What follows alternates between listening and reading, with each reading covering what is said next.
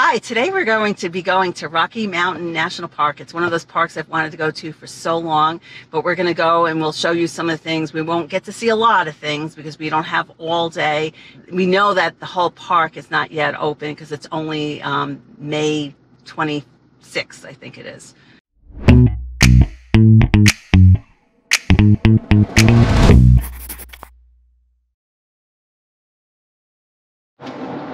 So, as I always do, I'm going to give you some facts. I may randomly throw them out during the middle of this drive, but I'm going to give them to you as I get them.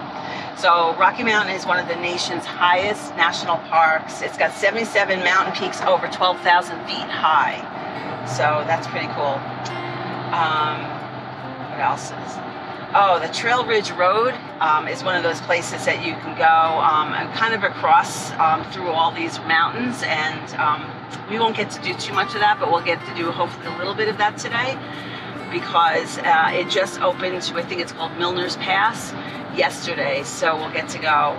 Another thing is much of the park is designated as wilderness. 250,000 acres are designated as wilderness, so we won't be going into that wilderness, but we'll hopefully see it from afar. And then they have an extensive museum collection. Again, we're here towards the end of May, so not the whole park is going to be available to us. Plus, we have to get back after a few hours for our dogs because we left our dogs in the house.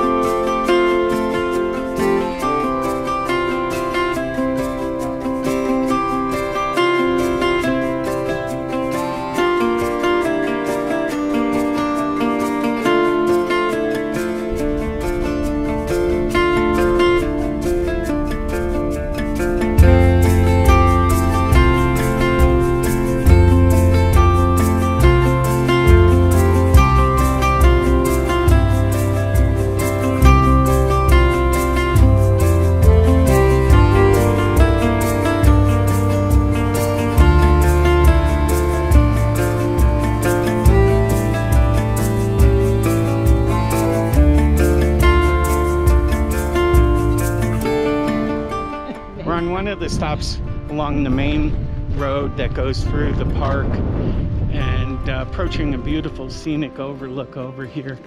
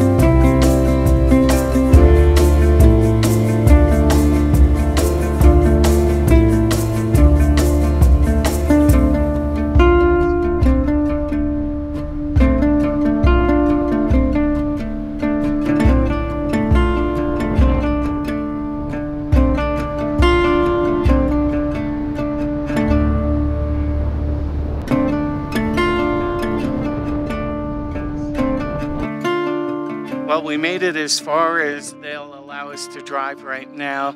The road is closed just around the bend over here. We're at Rainbow's Curve. I don't know what the elevation is, but we're sort of seeing the tops of the mountains right now. All snow covered. Very much an interesting journey. Looking down made me nervous, especially when Jim would look at what I was looking at, and no, it's a little interesting, a little scary, but it's beautiful. It's kind of cold. I probably should have worn my winter jacket. It's probably in the, I don't know, I'm gonna say the 40s, but he's probably gonna say it's the 50s. Yeah, I think it was 50 when we got out of the car, and the temperature drops 2.5 degrees for every 1,000 feet that you climb.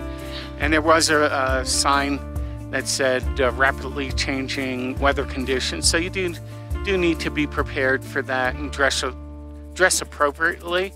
And I would say that goes for any time of the year. The snow was noticeably thicker on the side of the road, but the road is really no snow on the roads. It's very easy to drive. We've got quite a few people up here. It's not crowded. There's still parking spaces, but nice to get in here before the time entry starts, which starts in 2 days. So I was happy to be able to come in when we want and not have to worry about that, because we wouldn't have been able to get in during the time that we had here. Actually, that's a really great tip, that if you're coming during busy times, you do have to make a reservation for your entry into the park. And to give you an example, we looked on Monday or Tuesday of this week for Friday, and earliest time you could get in was 4 o'clock, and I imagine the weekend was completely booked solid. But I did read, and I don't know if this is true, I read it, so you don't know if it's true, but they said that if you come in before they start the time entry or after, but that would be, I think it was like 5 a.m. they were starting, or 6 a.m. You'd have to come very early. You can get into the park, but once the time entry starts, you can't. And they're starting it, they'll have it, I think, all summer for 2021. They had started last year, but I read also that they're going to be operating at 80% capacity, whereas I think last year it was, I'm going to say 50 or something like that, 50 or 60% capacity. So you have a better chance of getting in, but you need to plan for it. Again, we were close to here because we were staying in Boulder, so we were able to get in and just make the ride up. Yeah, it's an easy ride from Boulder. It's probably 45 minutes to an hour. If you're staying in Golden, it's about an hour and a half. And worth the trip. It's an easy trip, actually. It's very easy. Yeah. Even from the Denver area also, I'd say hour and a half. Yeah. And at this point, I'm hungry, so let's go down to Estes Park and check out some of the restaurants, and hopefully we could find a couple of RV resorts to see if we can get you some video on those. Yeah. I'll take off my jacket then soon. Yeah.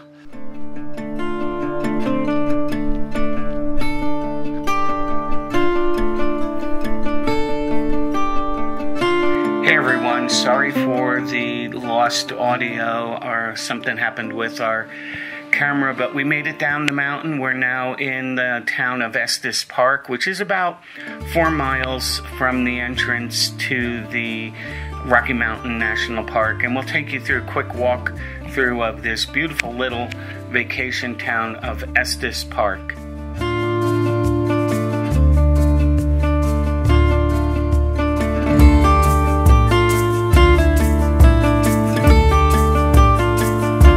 So you can see there's just not a lot of people here today. We were right before Memorial Day. I think the town is probably going to pop in a few days.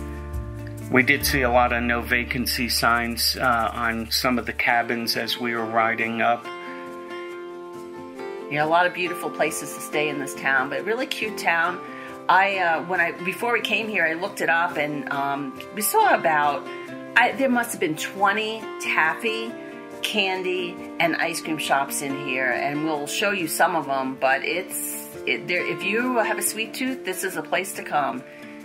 One of the things I liked is that while it is a town that's geared towards tourists, it reminded me of towns that I used to visit when I was a young kid, and that it's not so commercialized with things like Ripley's Believe It or Not or any of these commercial touristy things. It's all local grassroots type tourist attractions. Lots of sweatshirts, lots of food, and lots of candy.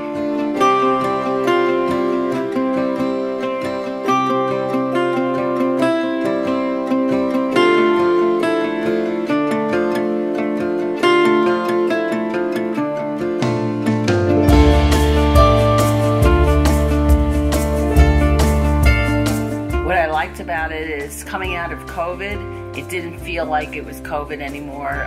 Just people walking around enjoying this cute little town.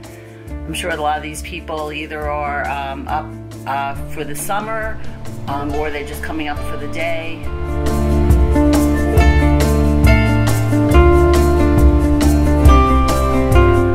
Here's one of the taffy shops, and this is a great. There's a lot of taffy shops here. Like I said, we ended up finding some taffy. We were trying to figure out which place to buy from. Looking at some of the sweatshirts and t-shirts in the stores, they were priced very reasonable compared to some others that I've seen in the Boulder area. I think I saw t-shirts for as low as $14 and sweatshirts as low as $20.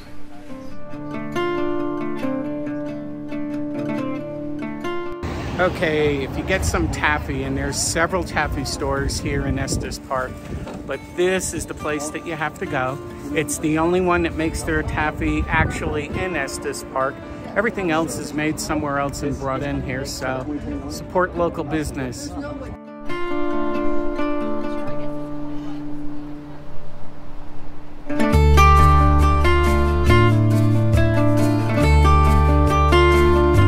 This was very interesting. Make waffle cones. I think all different flavor of waffle cones. Oh, and here is Penelope's, and this is the place that we ended up eating. It is definitely a little hole in the wall. Some of the best burgers. It's extremely popular. It says voted #1, and it really is.